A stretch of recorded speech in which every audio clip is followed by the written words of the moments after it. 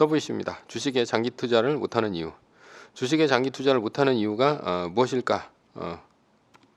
사람은 항상 현재 상태로 미래를 예측하기 때문입니다. 즉 현재가 좋은 상황이라면 앞으로도 좋은 상황이라고 봅니다. 그러나 현재가 나쁜 상황이라면 앞으로도 나빠질 것이라고 예측하는 것입니다. 세용지마라는 사자성어가 무엇입니까? 인간의 예측력이 얼마나 형편없는가를 보여주는 고사성어 아닙니까? 말이 도망가자 사람들은 예측합니다. 재산을 잃었으니 얼마나 상심이 크냐고. 그러나 도망갔던 말이 야생마들을 끌고 오자 사람들은 예측합니다. 부자가 되었으니 얼마나 행복하냐고. 그러나 아들이 말을 타다가 떨어져서 불구가 되자 사람들은 위로합니다. 얼마나 마음이 아프겠냐고. 그러나 얼마 후에 전쟁이 일어나 마을에 많은 젊은이들이 죽었고요. 노인의 아들은 불구라 죽지 않았습니다. 그것은 세용지마의 고사입니다. 인간은 5초 후에 어떤 일이 일어날지 모릅니다. 그것이 인생입니다. 주식에 투자할 때 사람들은 무엇으로 예측합니까? 뉴스나 기업 분석, 전문가의 의견, 통계 등을 본다 하지만 사실 어디 그렇습니까? 오늘 주가가 올라가면 앞으로 올라갈 것이라 예측하고 삽니다. 그러나 오늘 주가가 떨어지면 앞으로 떨어질 거라 예측하고 팝니다. 한마디로 내가 가지고 있는 주식의 가격으로 예측 중이라는 얘기입니다. 이렇게 현재 주가로 예측하면 어떤 것이 문제가 됩니까? 주가가 올라가면 문제가 되지 않습니다. 왜냐하면 앞으로 올라갈 것으로 예측되니 말입니다.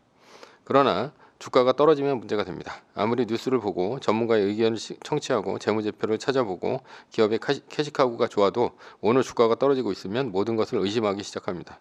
CEO 리스크, 미래 성장 동력, 경쟁사의 부상, 내가 모르는 나쁜 악재 등등 다시 한번 곱씹어보기 시작하고요. 인터넷을 뒤지기 시작합니다. 그러다가 결국은 저가에 매도합니다. 이것이 개미의 운명입니다. 이럴 때 개미들에게 조언하는 전문가들은 뭐라고 합니까?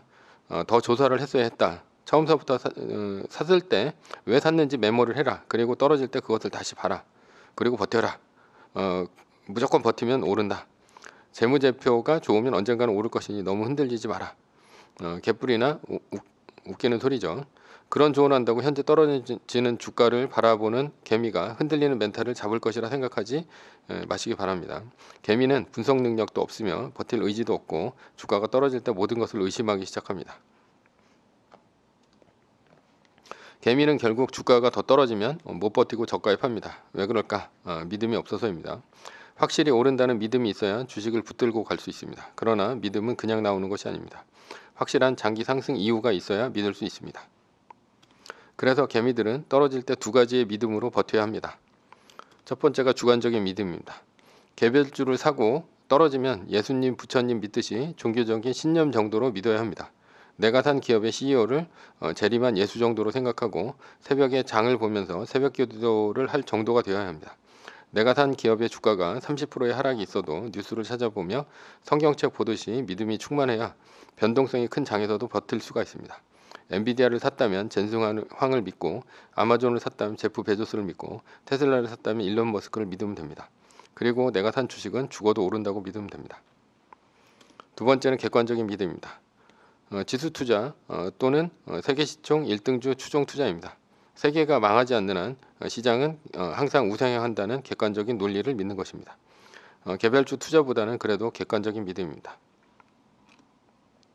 위에 두 가지 믿음은 공통적인 것이 있습니다. 바로 장기 투자를 할 때 마음가짐이라는 얘기입니다.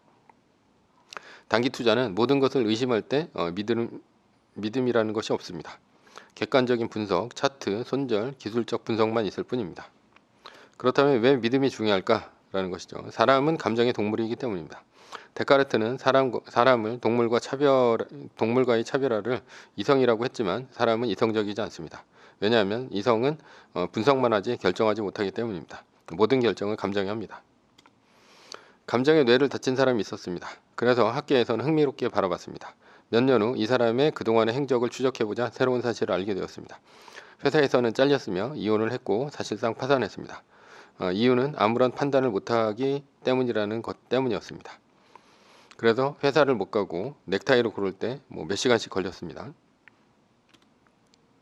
불이익이 있음에도 불구하고 가슴이 뜨거워야 거리로 뛰쳐나가 혁명의 깃발을 흔들 수 있습니다. 그것이 정의라는 감정입니다.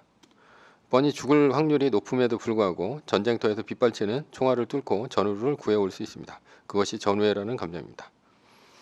이것이 바로 인간이 감정적인 동물이라는 증거입니다. 그래서 감정적이어야 행동할 수 있습니다. 무엇인가 결정할 때는 뜨거운 가슴이 차가운 머리를 앞선다는 것입니다.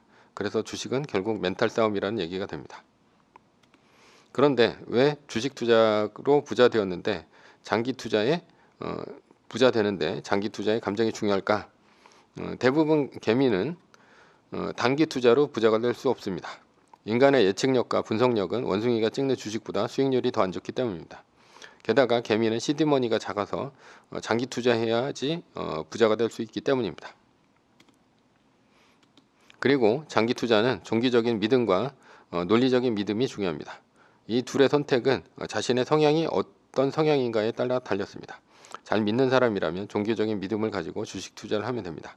그러나 모든 것을 의심하는 사람이라면 논리적인 믿음으로 주식 투자를 하면 됩니다. 결론입니다. 개미는 확실한 믿음을 가지고 장기 투자하면 부자 됩니다.